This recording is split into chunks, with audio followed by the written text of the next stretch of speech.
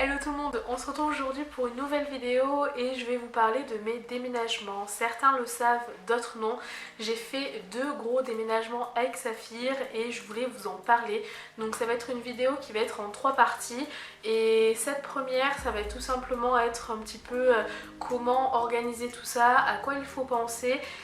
Voilà, pour bien organiser son déménagement. Par contre, je ne parle pas simplement de changer d'écurie voilà, dans la même ville, etc. Là, je vous parle d'un déménagement à plusieurs centaines de kilomètres.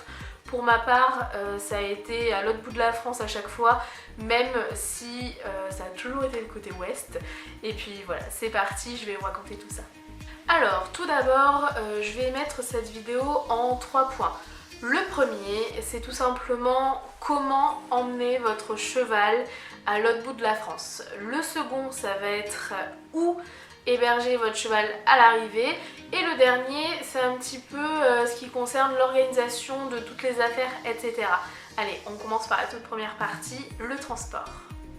Donc pour le transport, vous avez plusieurs solutions. La toute première et la plus simple, c'est si vous-même vous avez un transport, enfin votre transport. Donc soit votre voiture et votre van ou si vous avez un petit camion. Voilà, bien sûr ça c'est l'idéal et ça enlève des problèmes de la tête. Mais vous vous doutez bien que moi ce n'est pas du tout mon cas, surtout en 2011 quand j'ai fait Orthez-Paris, là j'avais même pas le permis donc j'avais pas tellement le choix concernant les transports. Il a bien évidemment fallu que je fasse appel donc à un transporteur. Donc chez les transporteurs en fait vous avez plusieurs solutions, soit les gros transports, enfin voilà c'est des sociétés qui sont assez grosses et qui elles proposent des transports groupés on va dire. Donc je sais qu'il y en avait dans le secteur là où j'étais et sinon vous avez d'autres transports en fait que moi j'ai choisi. Donc là c'était une transportrice individuelle qui elle avait sa société pardon. Elle était basée pas très loin de chez moi donc c'était plutôt pratique et donc elle effectuait le transport avec son van. Voilà, donc elle était déclarée, etc. Ça, il n'y avait pas de problème.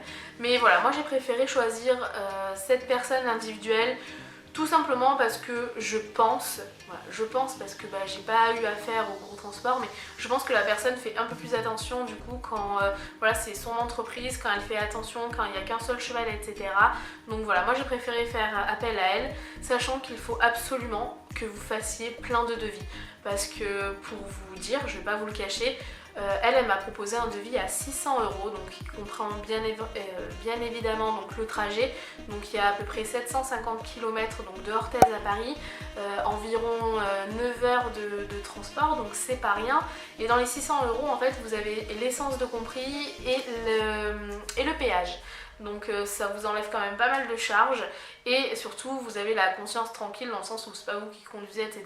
Si vous aimez pas beaucoup faire de route, etc. voilà, ça peut être une solution. Mais voilà, comme je vous l'ai dit, moi j'avais pas tellement le choix au final parce que de toute façon je n'avais pas le permis. Et ça m'a également permis de faire le transport avec Saphir. Parce que quand c'est des gros groupages comme ça, vous, il n'y a pas trop de place pour votre petite personne en fait. Alors que là, je lui avais demandé, parce que je savais qu'elle faisait le trajet toute seule, si éventuellement je pouvais faire le trajet avec elle à côté. Et ce qui me permettait aussi d'économiser sur un billet d'avion ou sur un billet de train. Et en plus de la rejoindre après, etc. Donc voilà, moi j'ai choisi cette option là, j'en avais été très contente, surtout que à l'époque je sais qu'elle s'arrangeait toujours en fait pour avoir un cheval au retour pour éviter de payer le double parce que c'était 600 € l'aller, mais s'il n'y avait personne au retour c'était également 600 € de ma poche en fait à payer pour son retour. Mais voilà, elle s'arrangeait toujours à trouver un cheval à descendre ou à monter, enfin selon la localité en fait. Donc ça c'était vraiment pas mal. Et voilà, comme je vous l'ai dit, faites vraiment des comparatifs de prix. Parce que je me souviens, donc elle, je l'avais payé 600 €. Mais je sais que les devis allaient à peu près de 1500 € jusqu'à 2000. Donc voilà, hein, comment vous dire que c'est pas facile, faut les sortir. Mais voilà, ça c'était ma première solution donc quand je suis montée donc d'Orthez à Paris. Par contre 6 ans et demi après j'ai fait le trajet inverse, j'ai donc fait Paris mais je me suis arrêtée à Bordeaux. Et là j'avais le permis, du coup j'avais soit le choix entre un transporteur, soit le choix de louer un camion parce que je n'avais toujours pas de voiture qui tractait, même pas de voiture tout court à l'époque, et encore moins de vent. Donc il me restait plus que deux choix, donc soit comme je vous disais le transporteur, soit louer un camion.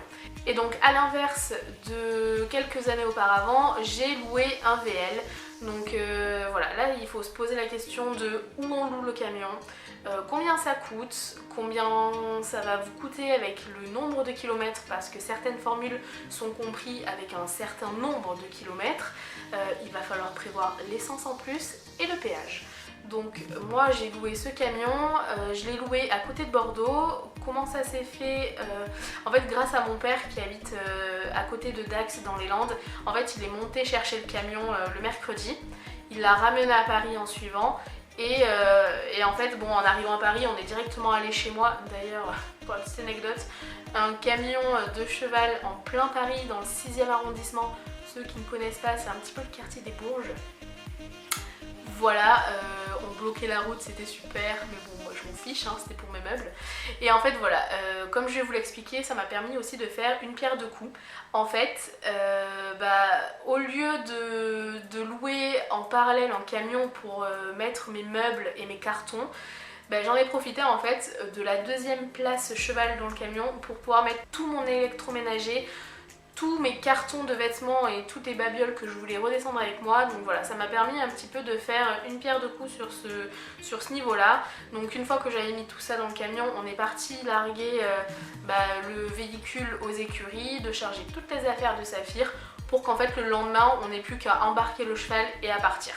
Donc pour cette location là, ça m'a coûté 370 €, donc était inclus 1200 km.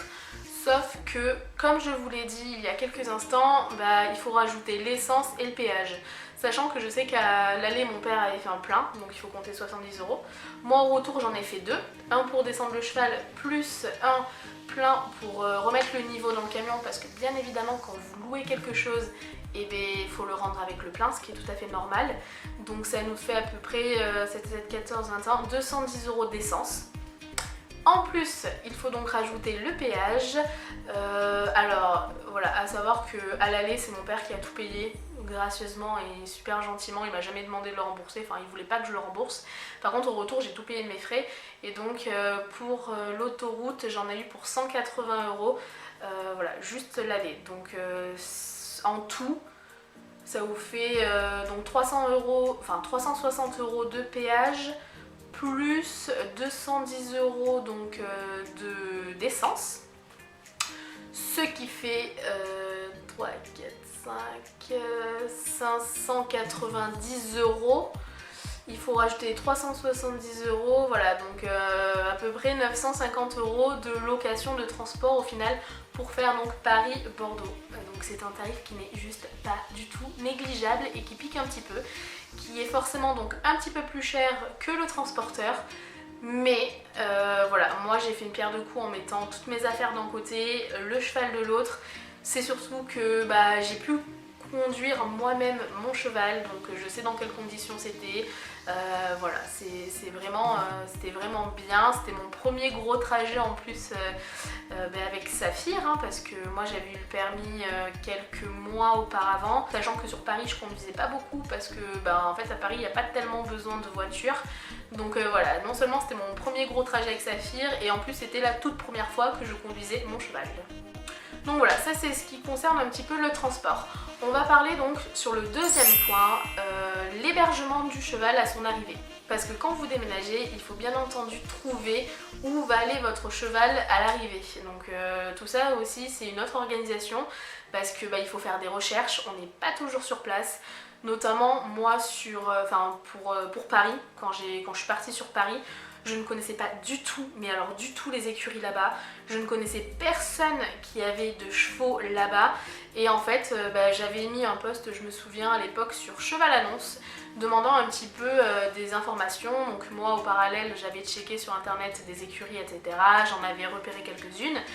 Et en fait, il y a une copine, enfin, c'est devenu mon amie en fait. Je la vois encore, on a encore contact, etc.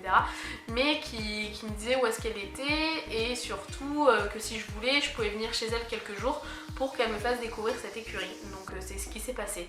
D'ailleurs Céline, si tu passes par ici, je te fais de gros bisous. Merci encore de ce que tu as fait pour nous, parce que franchement tout le monde ne l'aurait pas fait.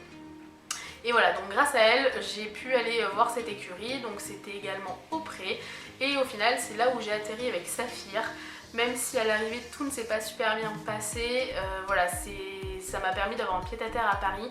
J'ai changé après 2 fois d'écurie, etc. Mais au moins je savais où est-ce qu'il allait et surtout j'avais trouvé où est-ce qu'il allait atterrir. Concernant Bordeaux, ça a été beaucoup plus simple parce que j'avais une amie qui avait une écurie, enfin son mari avait une écurie.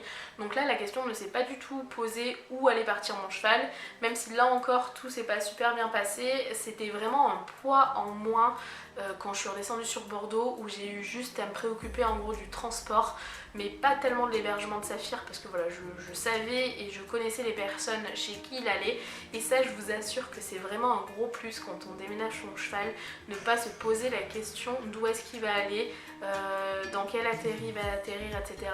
Parce que ce fameux dicton de on sait ce que l'on perd mais on ne sait pas ce que l'on gagne, il est juste terriblement vrai. Et on va enchaîner avec le troisième et dernier point de cette vidéo, c'est tout simplement les affaires. Parce que quand on déménage, il faut regrouper tout ce que l'on a, tout trier, tout choisir de ce qu'on va prendre ou pas. Et ça, je vous avoue que c'est un vrai casse-tête. Et au final, je pense que c'est ça qui m'a le plus saoulée dans les déménagements. C'est parce qu'on a plein d'affaires qu'on a accumulé au fur et à mesure, dont au final on ne se sert pas, mais on est quand même toujours un petit peu attaché à tout ça, donc on veut les garder, etc. Et je sais pas vous, mais moi je suis la reine de ce concept, de me dire ah non je vais pas jeter, je sais pas, on va peut-être en avoir encore un peu besoin, ça me servira bien un jour. Non mais il faut pas garder les gars, il faut pas le garder, ça servira jamais. Si tu t'en sers pas maintenant, tu t'en serviras jamais. Et autant lors de mon premier déménagement, ça faisait 3 ans que j'avais Saphir, donc certes j'avais quelques petites choses, mais franchement quand je suis descendue de Paris à Bordeaux, j'avais encore plus d'affaires du cheval que j'en avais dans mon propre appartement. Donc en fait ce que j'avais fait une checklist de tout ce que j'avais. Et en fait, je barrais ce que je n'avais plus besoin et je mettais des petites croix sur ce que j'allais garder, et ça m'a beaucoup aidé. Je sais que je fais ça aussi en concours, je fais toujours ma petite checklist et je vérifie ce qui me manque, etc. Et voilà, ça m'a permis de faire du tri, même si j'aurais pu en faire encore, sachant que quand je changeais d'écurie, on fait toujours un petit peu de tri, etc. Mais voilà, les gros déménagements comme ça vous permet également de faire des gros tris de vos affaires et de choisir ce que vous allez garder ou pas. Donc ça c'est plutôt pas mal, mais c'est un vrai casse-tête parce qu'il faut tout regrouper au même endroit. Et surtout, il ne faut rien oublier, parce qu'une fois que vous êtes parti à l'autre bout de la France, vous n'allez pas vous amuser à aller chercher une cravache, un stick, un filet ou je ne sais quoi. Donc faut pas se louper. Et moi ça m'avait un peu perturbée, un peu peur d'oublier quelque chose, même si j'avais encore des copines dans les écuries. C'est jamais plaisant de faire le trajet inverse et de se dire ah, j'ai oublié mon tapis préféré. Ah, j'oublie ma selle, ou je sais pas, je dis tout et n'importe quoi, mais voilà, c'est toujours pas évident. Et bien évidemment, qui dit les affaires et les écuries dit aussi quitter ses potes.